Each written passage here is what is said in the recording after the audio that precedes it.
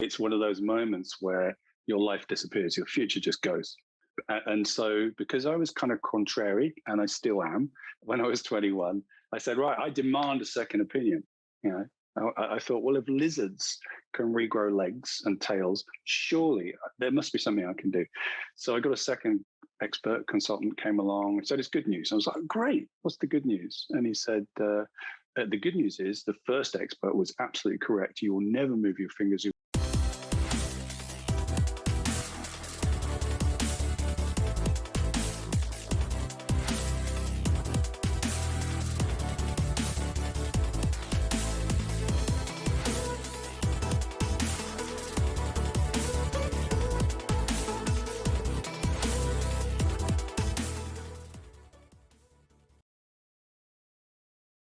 There, this is Amberly Lago, and thank you for tuning in to True Grit and Grace because I have a real treat for you today. My good friend, Dr. Phil Parker, is here with us on the show. Y'all, he is the creator of The Lightning Process, a certified master practitioner of NLP, clinical hypnotherapist. He's a mind-body connection expert with a PhD in physical health or psychological health. I think you're superhuman. I think you do it all. You have, gosh, Dr. Phil's got 35 years of experience working with individuals to help them make extraordinary changes in their lives and health. He's got, 4 books now, 4 books. I don't even know how many podcasts. When I say superhuman, I truly mean that because you do so much, but you really have changed and are still changing the lives of so many. So I've been looking forward to this. You just moved and you made it work. We made all the technical difficulties, like we got through it. So, Dr. Phil Parker, thank you for being here and welcome to the show. Hey, Emily, great to see you again. It's always lovely to hang out. We've done this many times on stage and on the Clubhouse and audio, so it's great to see you. Yeah, I'm so happy to see your face. And you just moved. I mean, you're literally in boxes and you're like, okay, I got to find my mic, got to do all this. And I just appreciate with all that you have going on. And I know you're, busy with your clients and patients and you have your own clubs on Clubhouse and all that you do. So I really appreciate you being here.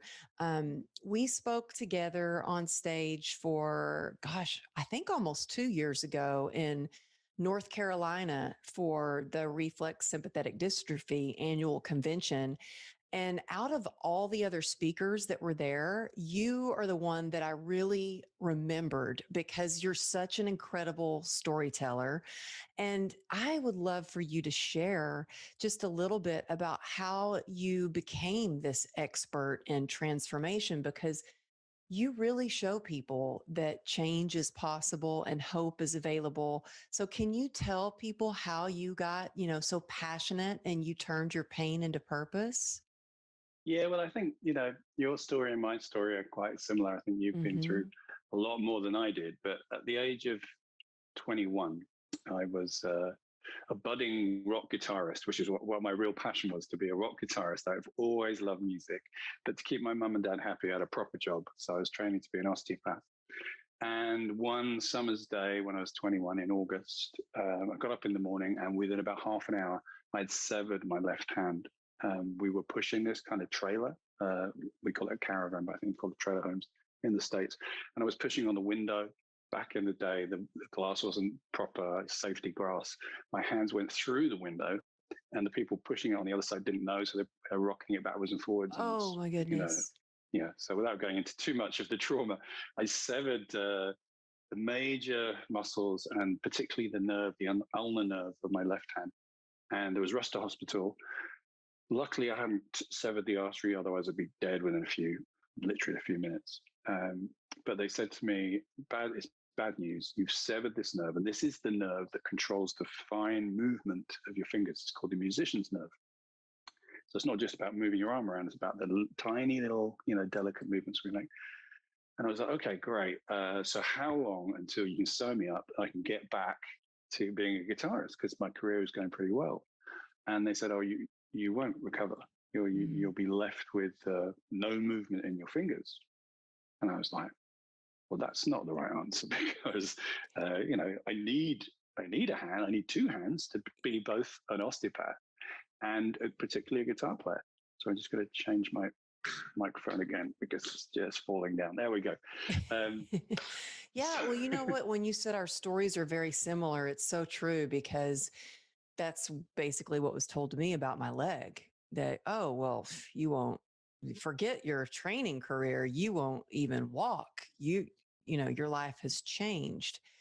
And here you are, you're not your love of guitar playing and music and your passion and, you know, the job that you had to, make sure your parents were happy. All of those could just be vanished right then and there. Well, So, that's the thing, isn't it? It's one of those moments where your life disappears, your future just goes. And so, because I was kind of contrary, and I still am, when I was 21, I said, right, I demand a second opinion. You know, I thought, well, if lizards can regrow legs and tails, surely there must be something I can do.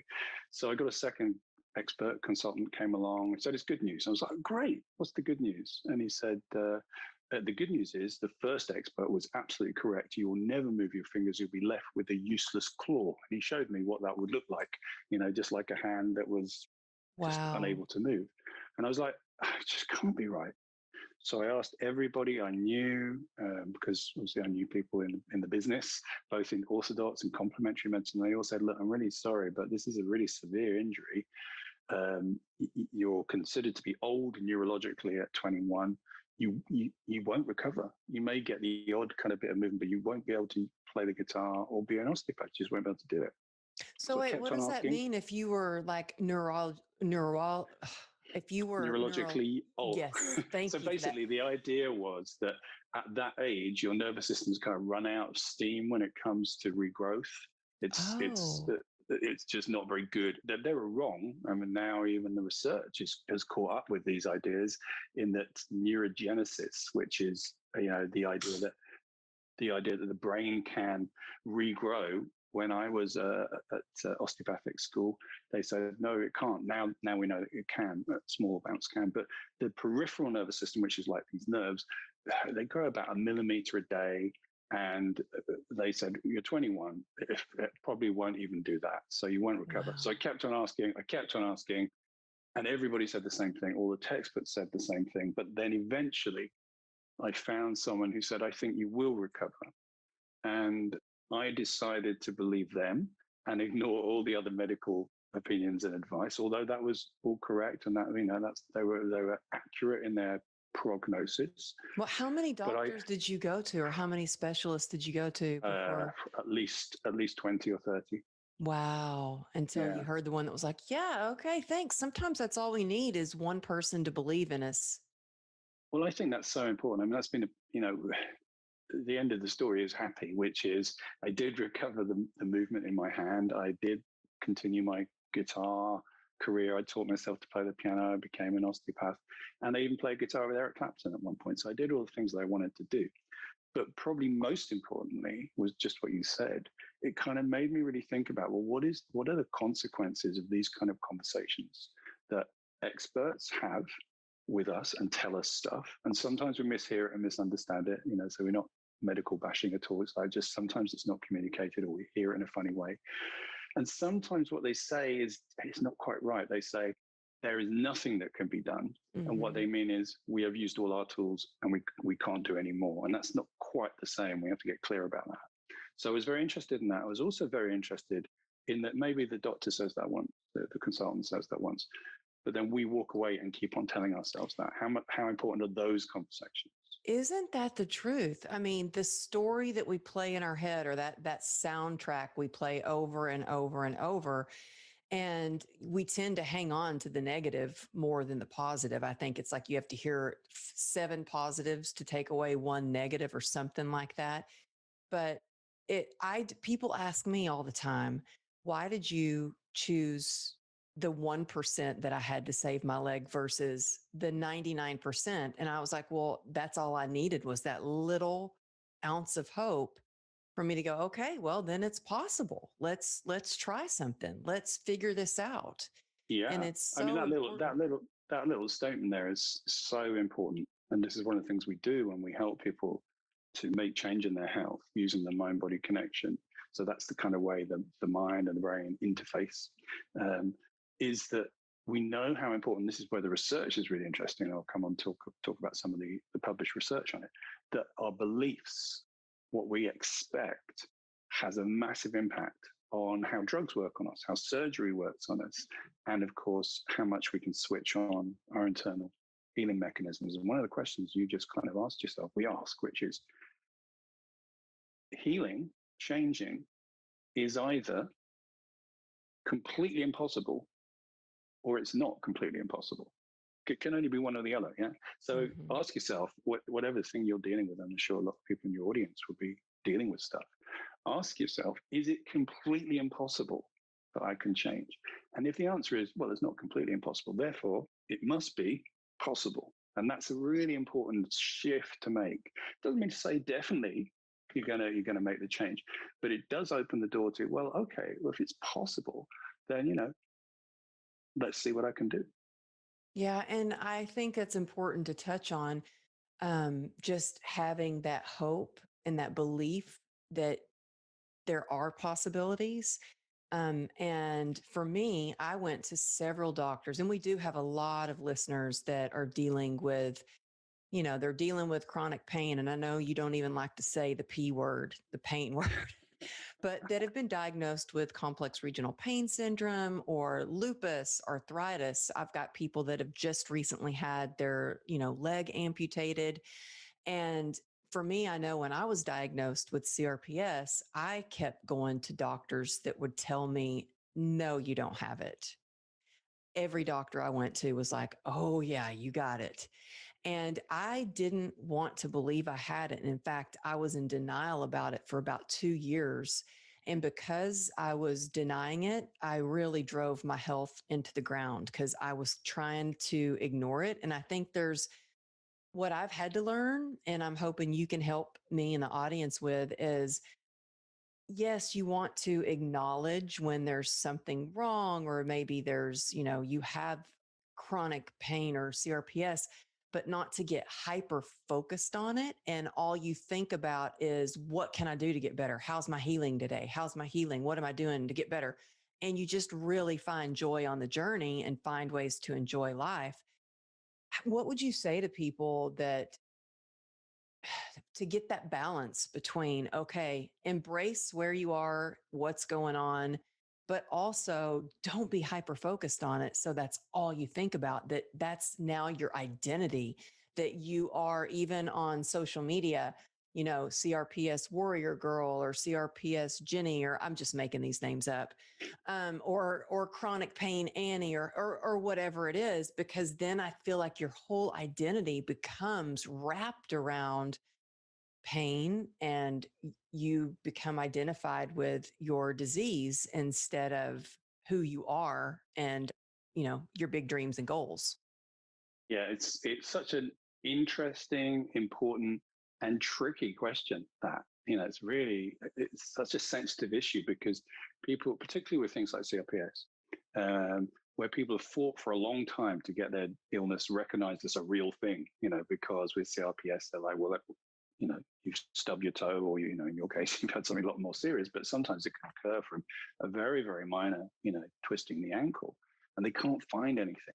And with medicine, one of the big problems with medicine is if you can't find something, there's a tendency to go, well, there isn't anything there. There's nothing wrong. So there's another condition, which I don't know if you've heard much about, called functional neurological disorder, FND. So functional neurological disorder is the second most common reason for people consulting neurology clinics. The first is headaches, the second is FND. And what you present with is symptoms of epilepsy and other quite severe MS, other quite severe neurological illnesses, but on examination, you can't find it. Really? I've never heard of that. What is it called again? It's called FND, functional neurological disorder. It used to be called conversion disorder. And that's because a kind of Freudian perspective was the ego and the id fighting each other, and the internal conflict eventually showed up in somatic physical symptoms. But they've moved away from that. And one of the interesting models they've moved to is my computer over there. I've got a lovely Mac, and you look at it and it's great. It's a beautiful thing. But if the software is corrupted, it still looks the same, but it doesn't work anymore. And you can't see the software is corrupted. You can't see that. If you look at it, it looks the same as any other Mac until you try and get it to do anything. And the same with the brain. They're starting to move away from this idea that we've got to find the thing, because sometimes what's missing is there's something wrong with the processing of information. And that's really where CRPS comes in. So to kind of circle back to your question, which is about how do we do this balance? Because on one level, we need to acknowledge, we need to get acknowledgement that something's going on, particularly when people can't see it, like pain. People can't see pain. You can't really find it. Doesn't show up in that way. We need to believe our patients when they tell us they have it. That's the first kind of rule. When they say, I've got a symptom, we go, okay, what do we do with that? And so we need to acknowledge where we are and what we've got. We've got to be quite careful of labels, and because labels can become very limiting. It's like that becomes who you are, so your identity, but also you start to read you Google it and you go, oh that's God. The first thing I did was I went home and, Googled it, and the first thing I read, it said the suicide disease. And I was like, what? And no hope. And the pictures that I saw online. So I do not suggest Googling that, whatever you've been diagnosed with. But of course you do. That's where people go. That's where you go, You pointed earlier to this, that we have a bias, a tendency naturally within our neurology to focus on negatives. So, and we think this is evolutionary, that it's important when we're out in the savannah and there are wild beasts to know where the dangerous beasts are. That's more important to our survival than knowing where honey is, the nice stuff. Yeah. And so we have this tendency to focus up on negative and difficult things. And that's useful, but it also means that we can suddenly we see the stories, as you say, 95% of people have this, 5% don't. We're likely to fixate on the 95, particularly if it's negative.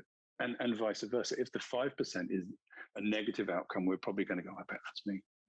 So we've got to be really careful when we hear, when we have labels given to us, to kind of use them to go, okay, well, how could this be useful for me as a starting point, so I can find my way out of it, rather than kind of associating and immersing. And I think, as you say, on social media, there's a danger, I think quite a strong danger, of people over-identifying with the illness as being defining of themselves, because that's not true. It's an aspect of their life for sure, but they are so much more than that. Yeah. And I remember when, we were on Clubhouse and you came into the True Grit and Grace Club, and I had never been able to find, kind of a support group for people who've been diagnosed with complex regional pain syndrome. And so, or the ones that I found were very negative victim mindset. Those are the ones I found. So I thought, well, I'll just have a place on Clubhouse where people can come and connect. And you came in and you were gave your time to talk on the panel.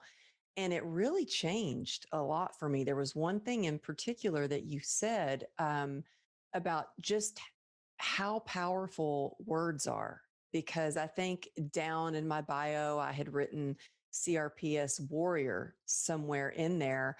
And I've never liked the word survivor. Like, I don't want to be a survivor. That's in fight or flight. I want to be a thriver. And so we talked about like identifying with these words. Well, a warrior, like that means you're just fighting it all the time. You're fighting. I'm like, yeah, I'm ready for some flow and ease and comfort and serenity and peace. And so I'm like, okay, I actually even took CRPS off of my bio. So it's not even on there anymore. And I had it on there for a while, just so people that maybe if they've seen my TED talk or they, read my book, they'd be like, oh yeah, that's her. I see the CRPS. But I've really found it a little harder lately. I feel like it just pulls me down energy wise to see that.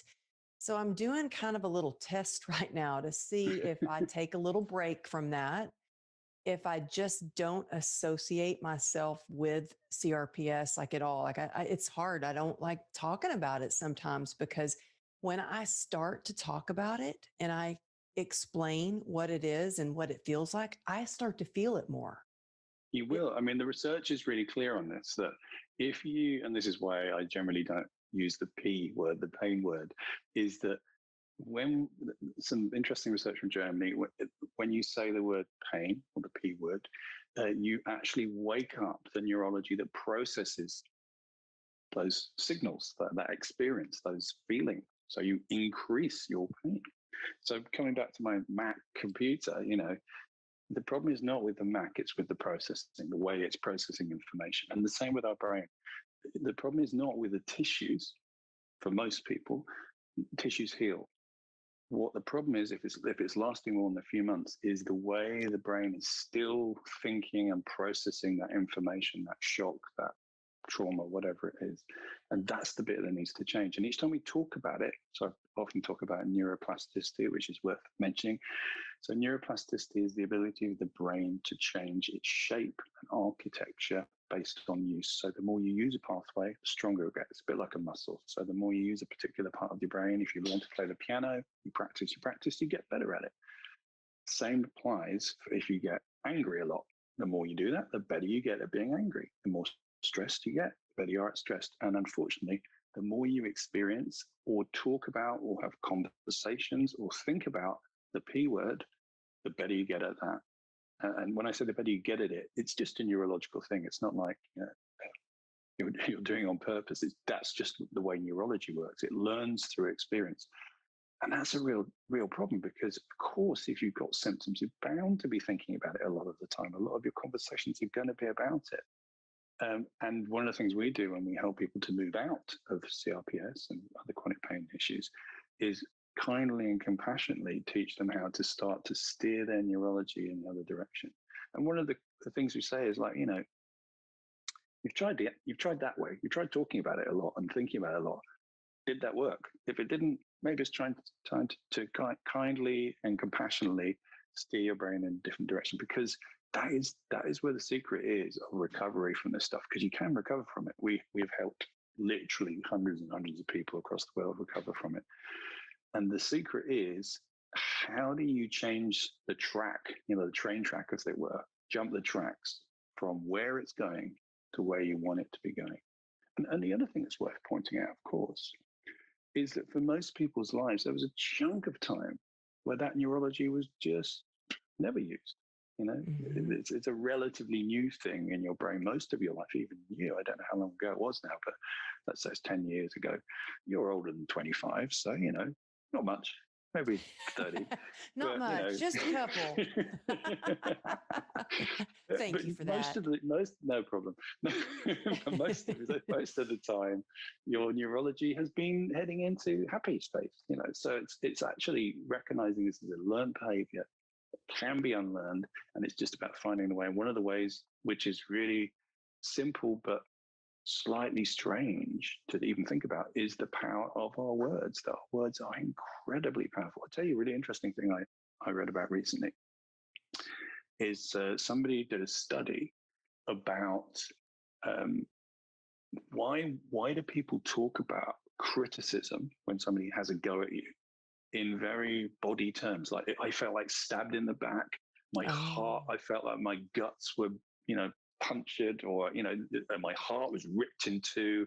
I felt they'd, gutted me. Well, when something like that happens, I actually have had that experience where you feel it in your gut, like it feels like a gut punch. Yeah. So the research looked into this. Is there a reason why we're using these words? Is it that when we trigger real pain, by treading on a pin or something, attack, the pathways those are used are the same pathways used when we experience emotional pain, like criticism? So they studied it and they found, it's exactly the same pathways. That's why we express it in this way. And they even found there's a bunch of people who have a very rare genetic abnormality where they actually experience more pain than most people. They're very, very sensitive to pain. And I can tell you that there are probably people listening right there now that are like, oh, well, then that must be me.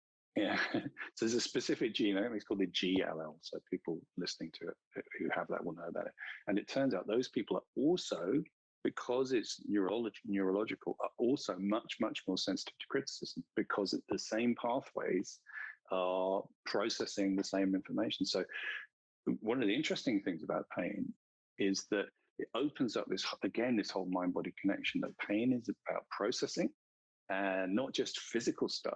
It's just about signal processing, whether it's coming from our body or coming from emotions. And that gives us some clues as to where we need to point our attention to shift things, move things forward. Well, I think that I know my dad has a really like intense back surgery where they cut him in the front and the back and fused his spine. And of course, that was a really difficult surgery, and he's having a lot of experiencing a lot of issues since then. And when I talk to him, I notice he's focused only on the things that he can't do and all the things that he used to be able to do. And I get him to focus on, but dad, look at all that you can do.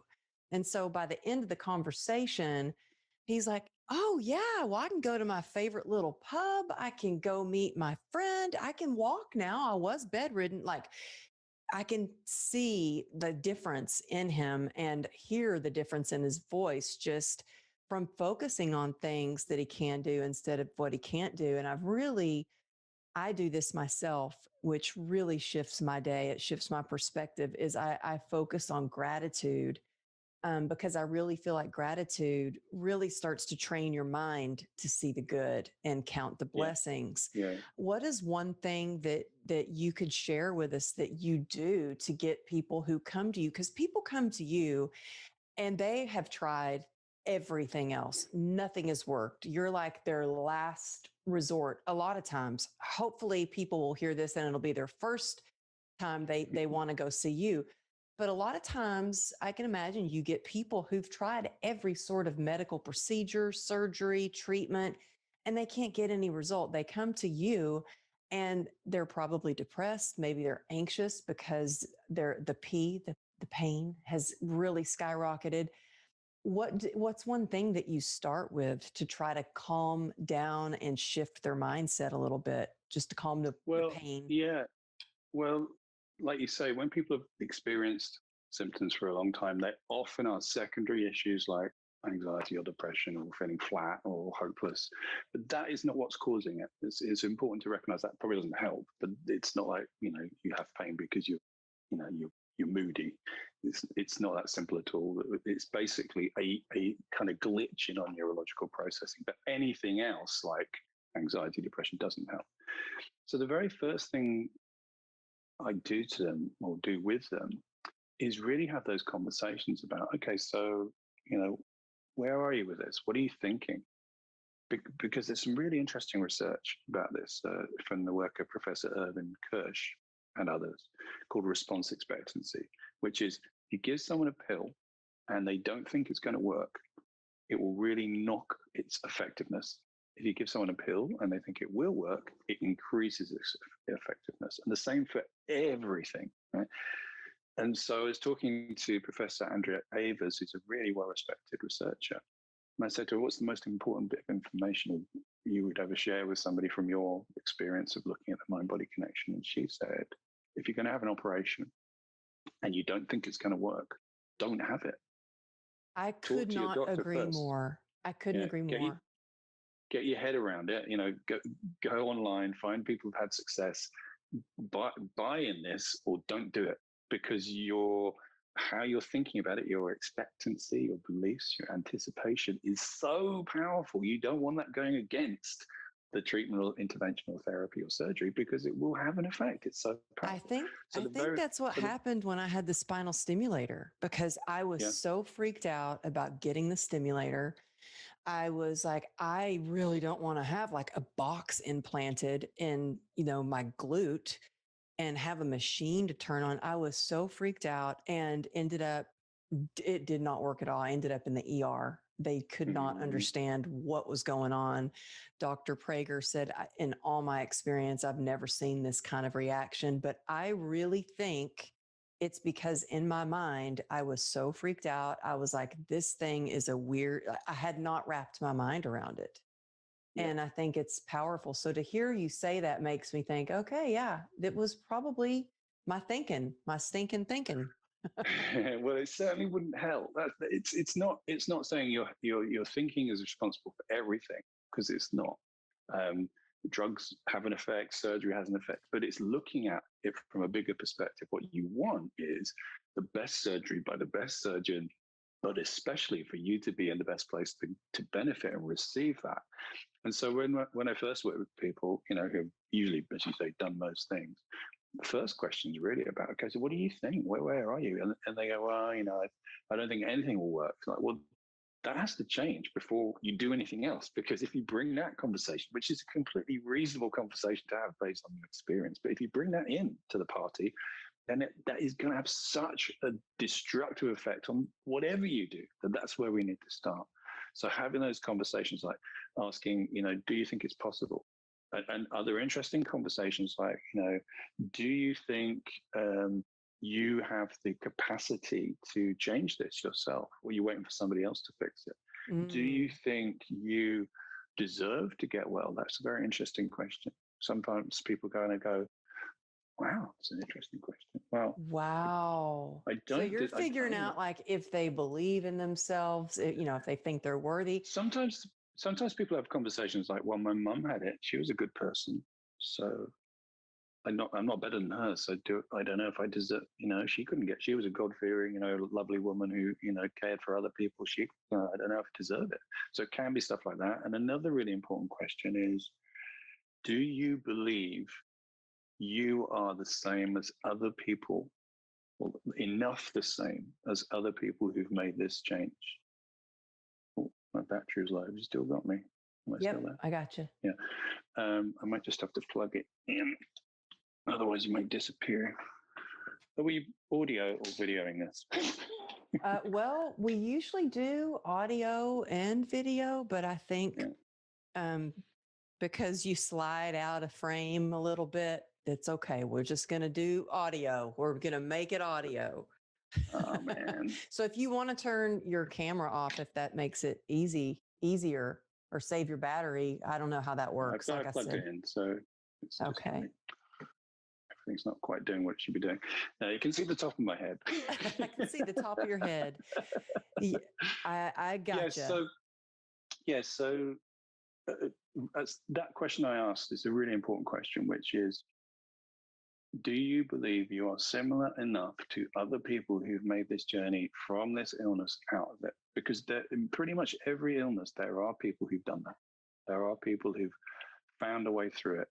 If you class yourself, you categorize yourself as, I am not the same as them, I'm different, then that's really not a very good place to start. What you want to do is the opposite. You want to kind of go, I am different from the people who never got through.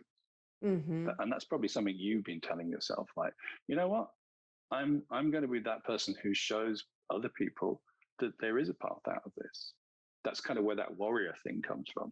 And it's kind of, it's probably better to have it as an adventurer, an explorer. Yes. Yeah. And you know what? I've got people that come to me and they're like, oh my goodness, finally to see someone who is like, you can still find joy, you can still work out, you can still work, you can still do all these things, even though you've gotten this diagnosis dubbed the suicide disease. And because a lot of times people hear that and they kind of give up. And so I've had a lot of people that have come to me and they're like, finally to see you doing all that you do and you've got CRPS, then it makes me think that I can do things too. And so that's what I really want to do, is give people hope.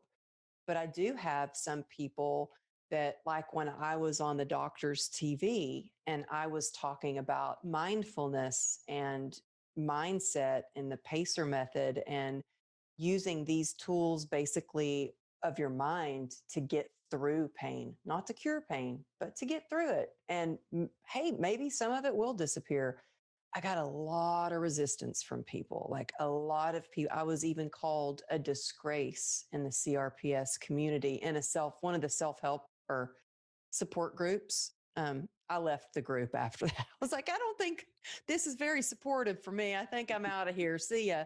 So yes, I have told myself that I'm different. I'm not going to let this take me down. I'm not going to let this stop me from going after my dreams. I might have to do it a little bit different. I might, this morning I text my accountability partner every morning. We text 3 things that we're grateful for. We'll take a picture of something that we've read out of a spiritual book. And just a little note, and I had written to her this morning. I said, well, I'm moving slow, but I'm still moving, and she texted me back and she said, it's okay to move slow. The important thing is you're still moving forward.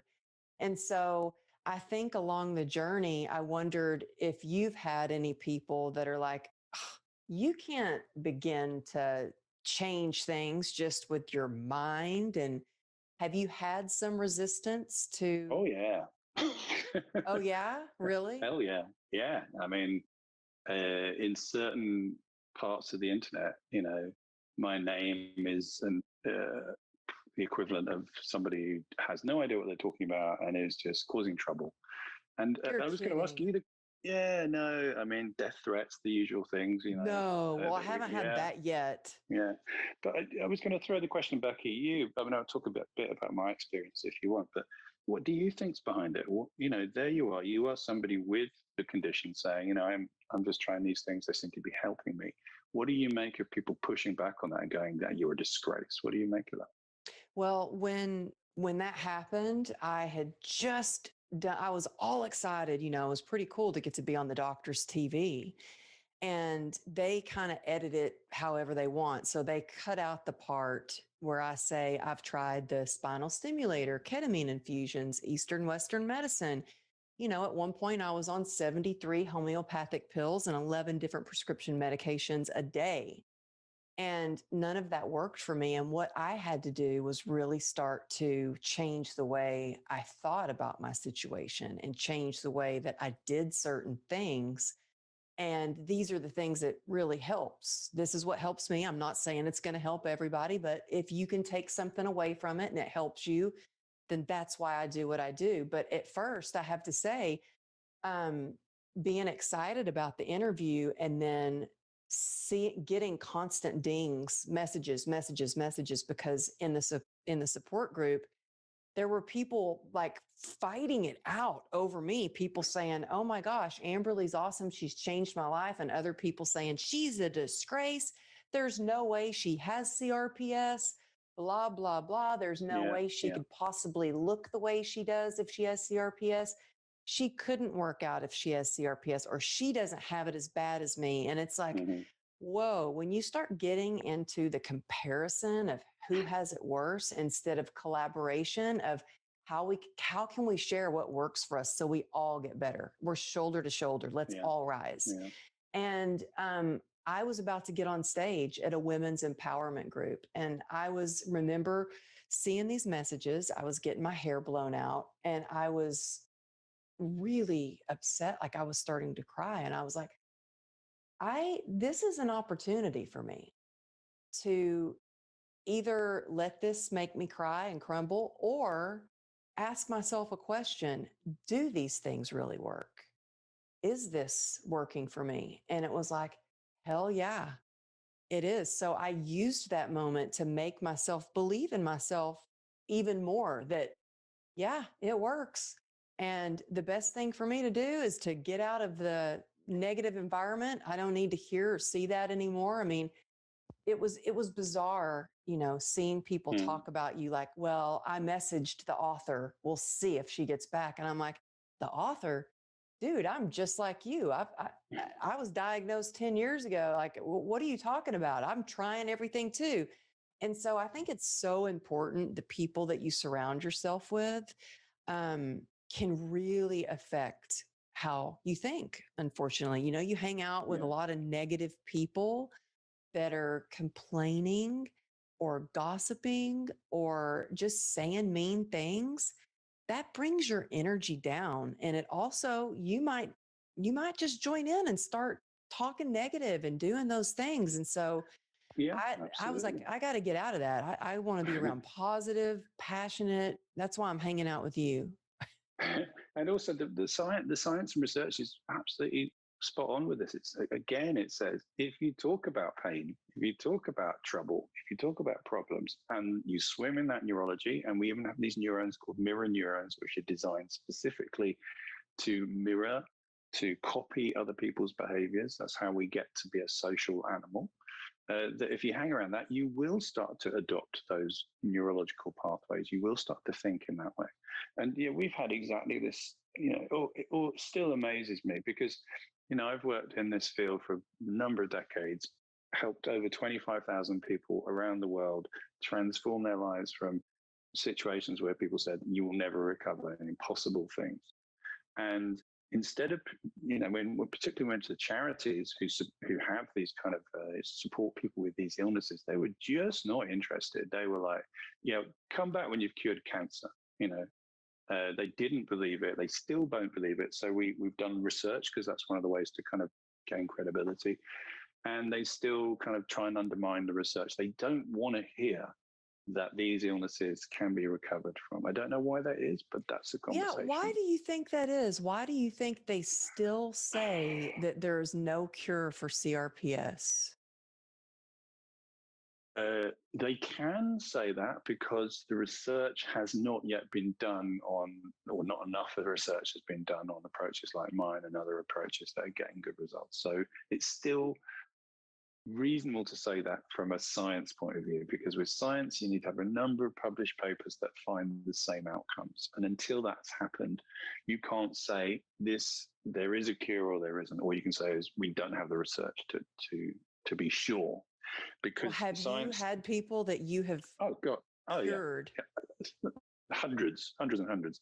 But what's interesting, the way science approaches something is it says, let's say I work with you and you go and there's pictures of you, in crutches, not being able to do anything on your meds. And then a few weeks later, you're, climbing mountains and not needing to take any medication because you've been to your doctor and resolved that. He's recognized you don't need to take it anymore. And you go, look, here's me before and after. I'm well. Here's me, kicking a football or whatever it is. All the things that would clearly demonstrate that you are now well. And I have 100 or 200 or 400 cases like that. And particularly with CRPS, where you get the changes in skin coloration that you quite often get with reflex, sympathetic dystrophy, the changes in hair loss and all the rest of it. And we have loads of photos of that. It's still completely reasonable for science to go, that's just stories. We want to see the data. We need to do a randomized trial where we compare the lightning process with drug treatment or with nothing. And we do it in a standardized way. And we need to do that with 100 people. And then we need to get that data processed. And then we need to do that study.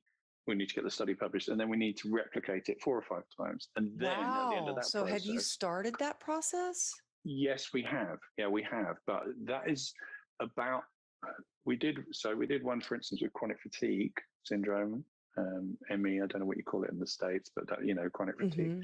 And that took 10 years to get from. Oh my goodness. I was going to say that sounds like it would take years. Yeah.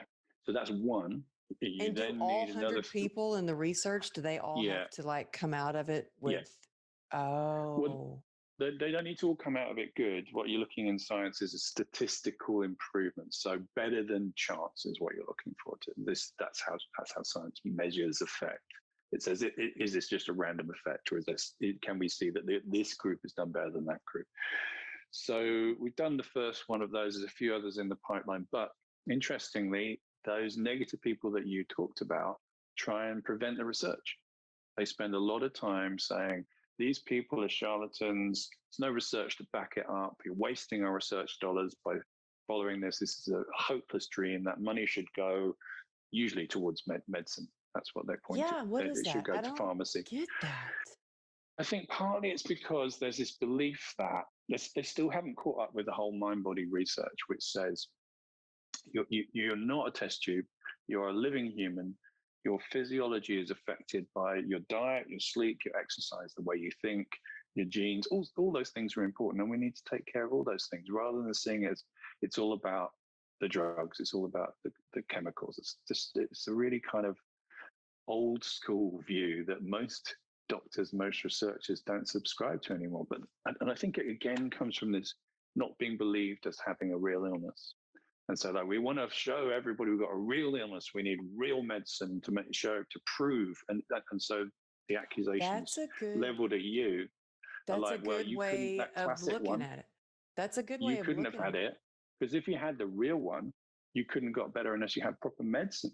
So therefore you didn't have the real one.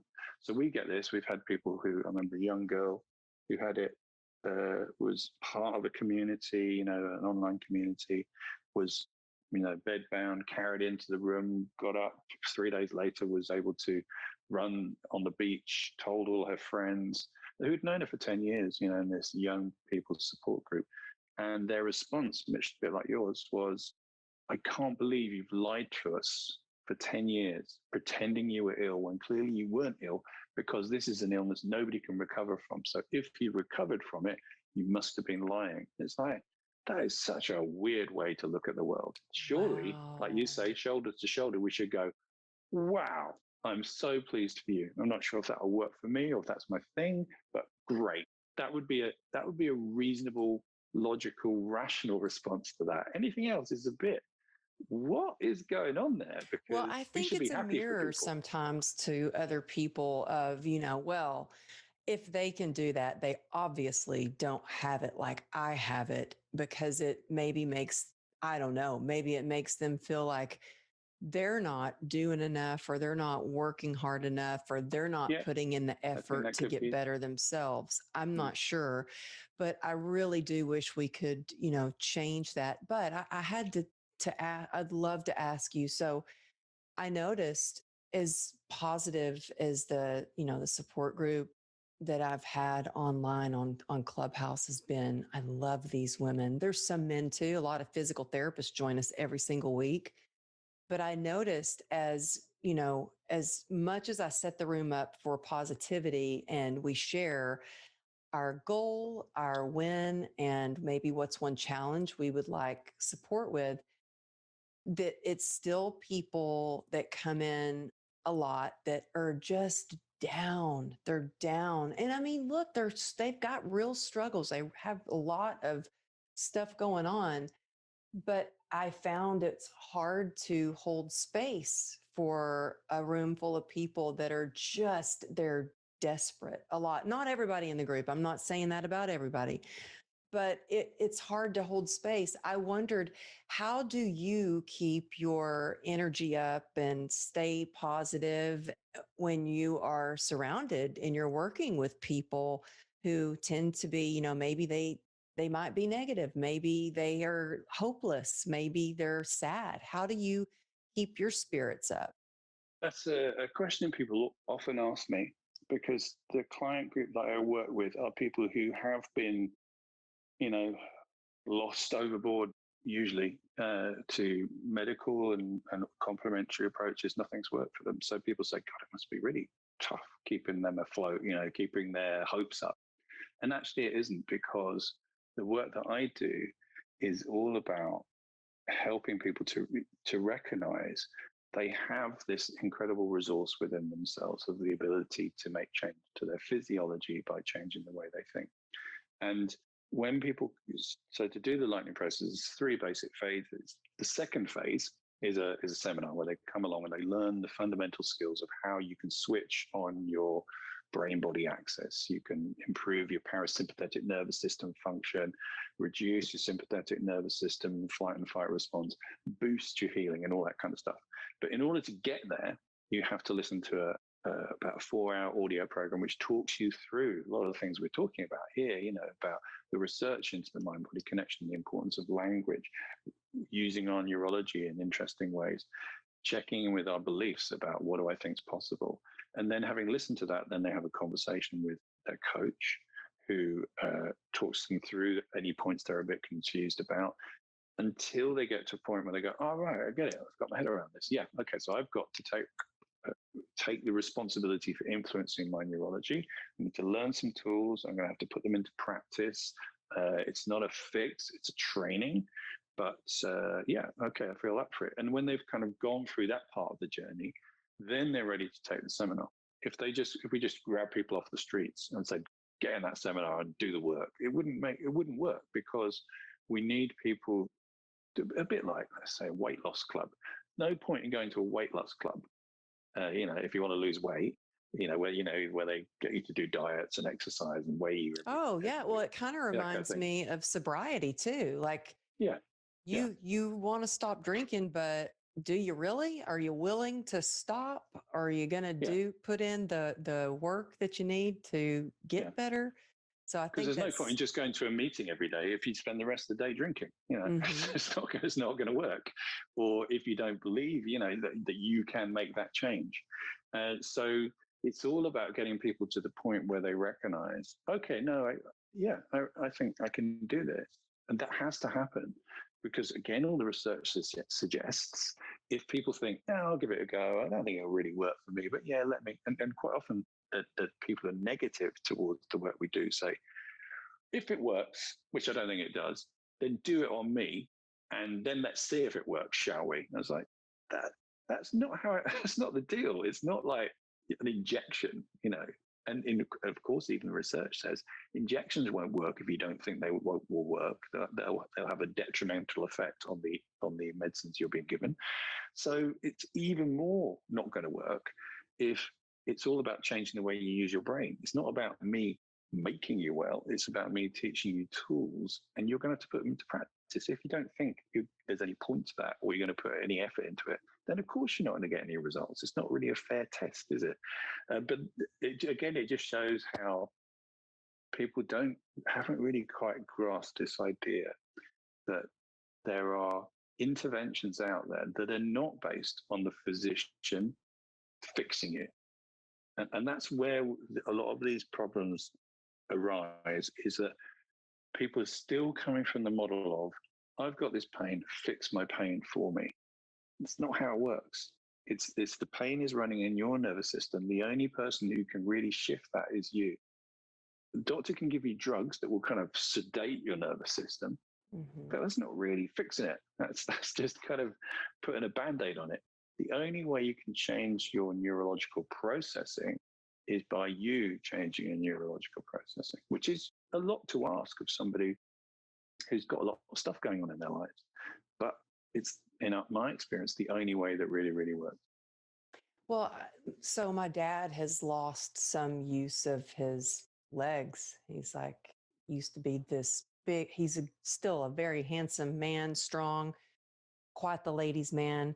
But he used to be, I think, I learned all about weight training from my dad. And now he's like, I just got a walker. I think I'm going to have to use a walker now. And he's like, I can't feel parts of my leg. Do you think the lightning process would work for him? It depends. Depends a bit on what's going on neurologically. So, if he has bruised, severed some nerves, then they do take a while to recover. And it depends how badly bruised they are. But the lightning process, one of the things to remember about the lightning process itself is not what does the work. What it does is it teaches people tools to switch on their mind, brain, body connection, which we all have. And it helps you to learn how to use that to make change. So the changes that you've made already are the result of you accessing this inner ability to kind of right ourselves, to get our body and our nervous system working. And it's about hacking into that, finding ways to do that. Does that mean everybody can get rid of everything and live forever? No, it doesn't. There are limits to what we can achieve. But it does open the question of, well, let's see what we can achieve. Let's see what's possible, rather than, I guess this is just something I have to live with. I think those kind of conversations are things that are always worth challenging. Doesn't mean to say, there will be some things you will have to live with. That's just the way that it is. But I would say always be curious, always be intrigued as to how extraordinary we are. Again, I always think about lizards. If they can regrow tails and legs, I wonder what we can do. I couldn't agree more. Well, what is your definition of resilience? I think for me, one of the things I always kind of come back to is the Serenity Prayer, which you probably know actually, if Oh, you've been well, hanging around. let me show you. I have it on my desk. That's how There much we I love the go. Serenity Prayer. Of So Serenity. course, I think we think a lot alike. Just in how the mind body, because I'm all about the mind body connection, but I do want to learn more about, dive deep into the lightning process, and I'm wondering if it will help my dad as well. But what were you going to say about the Serenity So Prayer? yeah, I think the Serenity Prayer for me, out of all the things that I've ever come across, really summarizes so much of what I've found to be true. So as you know, it's like have the serenity to accept the things you cannot change, courage to change the things you can, and really interestingly, the wisdom to know the difference between the two.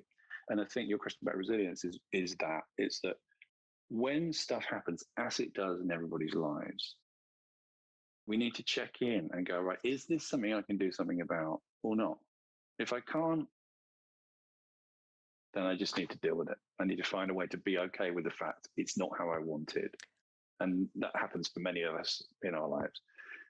If there is something I should do, I can do about it to do something. One of the interesting things, the third part of the wisdom, is with healthcare, people have got fooled into thinking there's nothing you can do about that. So they kind of filed it in, this is something you can't change.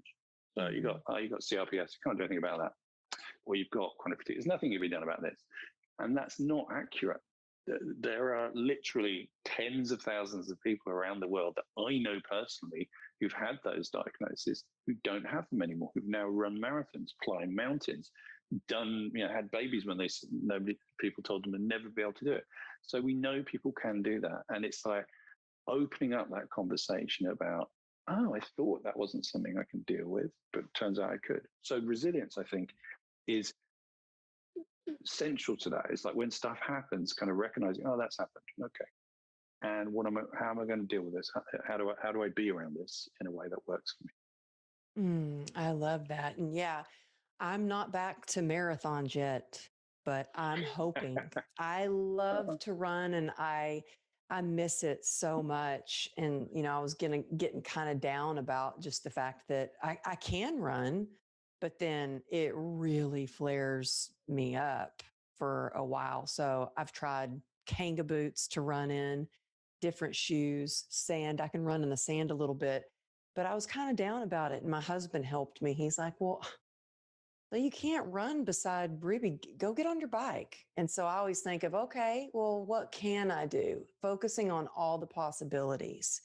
It really helps get through the day some days when it's a tough day. But you have changed my way of, excuse me, sorry, you've really changed the way that I talk about it. And I don't say CRPS warrior anymore.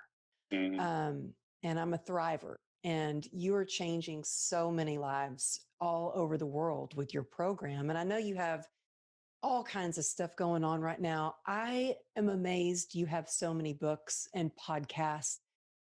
Please tell people where they can find out more about not just your books and podcasts, but really where they can get involved to start getting some relief and changing their lives for the better through your lightning process. So to find me, if you go to philparker.org, that's the easiest place. If you go to Lightning Process, there's no E in lightning. So it's LIGHTNING, lightningprocess.com or .co.uk or USA.com. Any of those, just search it. And that will take you to the website, which kind of answers loads of questions. But you will bound to have more questions because with anything new, people are like, how does that work? And what's it all about? A lot of the questions are answered with that first audio thing that you can also get hold of online. You can just listen to it on your iPhone or your Samsung. And talk to us. We know, most of our practitioners had chronic fatigue, CRPS, or at least someone in the family had it. So they've been through it, firsthand or secondhand. So they know what it's like to be there going, is this going to work? Is this another thing that's not going to work? Is this something I should put my time and energy into? And one of the things we're very keen to do with the lightning process is to say to people, look, we think it works really well for pretty much everybody, but maybe not now. there's a time and a place for these things. So Hmm. we'll help you decide. And we don't want to help people to choose a lightning process if they're not ready for it. That wouldn't be of any value to anybody. We want people to be ready. And so probably when I interview people, probably about 20% of people, I say, look, I don't think you're quite ready for this. You need to go away and do some more research, getting your head around it, because you want to come to this when you're ripe, when you're ready. Then it's easy. Then the change is easy. And so, yeah, I'd be interested with you, Amberly, to have a conversation, because we've been having a number of chats around this over the last few years to I find out when the right know. time is for you to do this. I I was think, just thinking that as you were saying it, I was just like, you know what?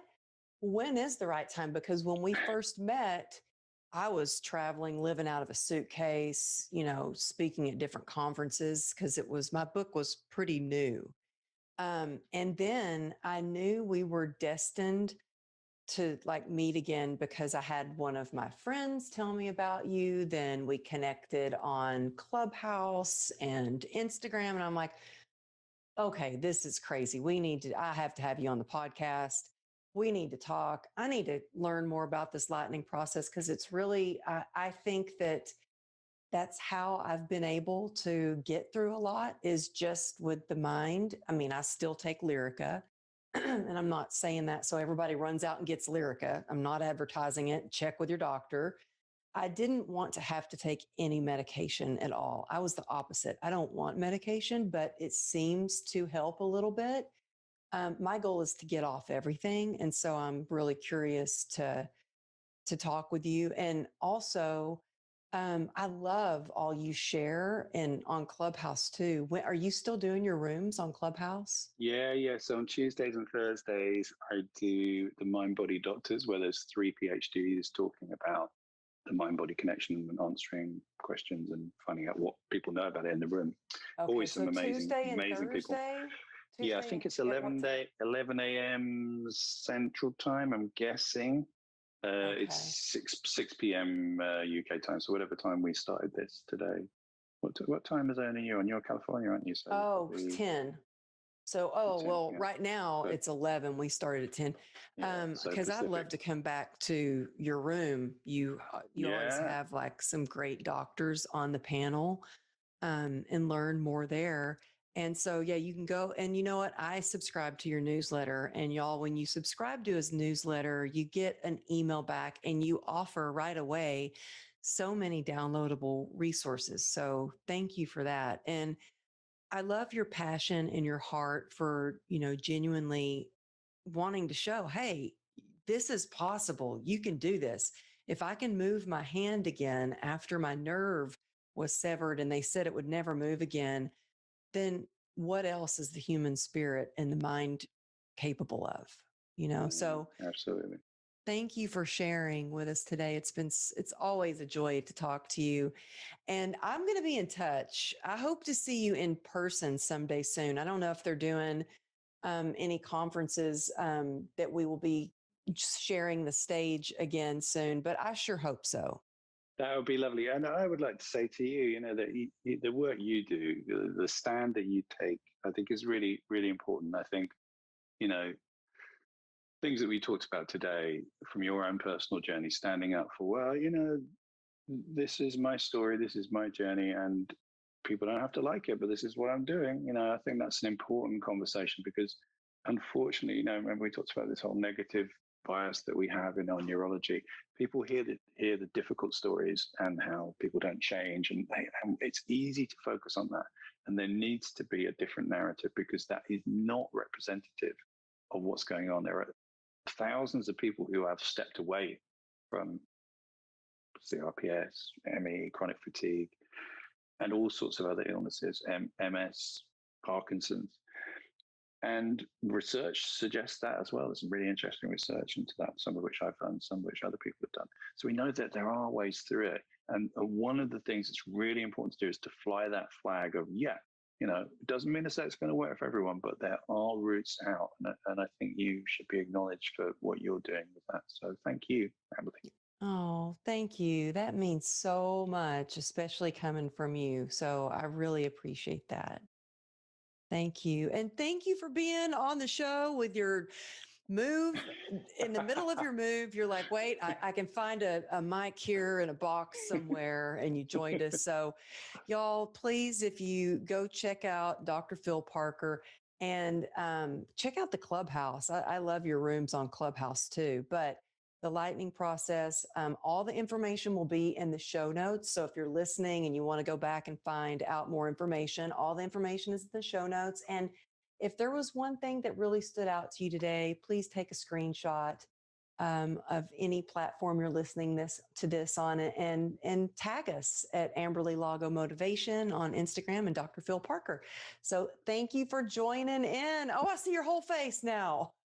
Let me see if I can take a photo. I'll do that thing. Where are we? Okay. Am I still there? Thank Hold on. you.